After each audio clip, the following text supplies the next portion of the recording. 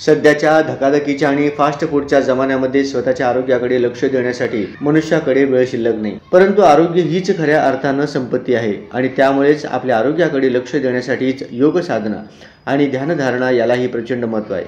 त्यामुळेच या दिनाचे महत्त्व आणि ध्यानधारणा केल्यामुळे कोणकोणते फायदे मनुष्य देहाला होतात याची सविस्तर विवेचन 21 डिसेंबर शनिवारी रोजी होणाऱ्या ध्यानधारणा दिनानिमित्त कामगार सेनेच्या पद्मशाली चौकातील कार्यालयामध्ये या दिनानिमित्त दीपक कोंडा व पुरुषोत्तम चन्ना यांचे मार्गदर्शनाने आयोजित केले आहे। तरी सोलापूर शहरातील कामगार बंधू भगिनींनी याचा लाभ घ्यावा असे आवाहन मी सोलापूर माझे सोलापूर परिवर्तन व विकास समितीचे संस्थापक अध्यक्ष विष्णू कारंपुरी महाराज यांनी केले आहे। नमस्कार, मी सोलापूर माझा सोलापूर परिवर्तन व विकास समितीचा निमंत्रक व संस्थापक।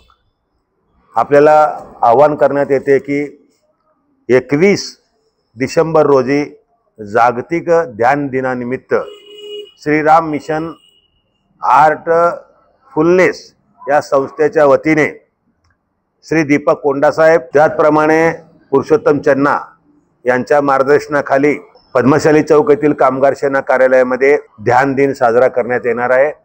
या ध्यान दिनाचं महत्त्व आणि ध्यान म्हणजे काय हे आपल्याला मार्गदर्शन सुद्धा होणार आहे। त्याचबरोबर ध्यान केल्याने आपल्याला काही निर्माण होतो, आपलं ध्यान केलेले किती त्याचे फायदे आहेत व ध्यान केल्याने आपला मनाला शांती, आत्म्याला शांती किती मिळतो या बाबतीमध्ये प्रात्यक्षिक करू या ठिकाणी आपल्याला माहिती देणार आहेत।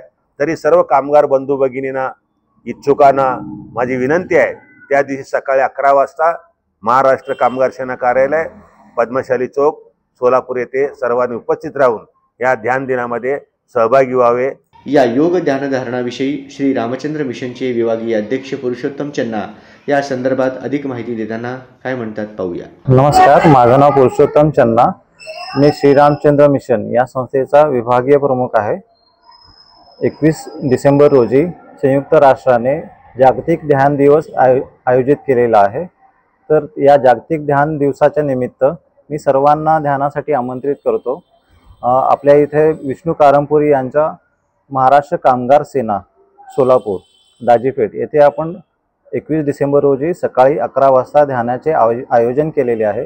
तर श्री रामचंद्र मिशनच्या वतीने मी सर्वांना ध्यानासाठी आमंत्रित करतो। धन्यवाद।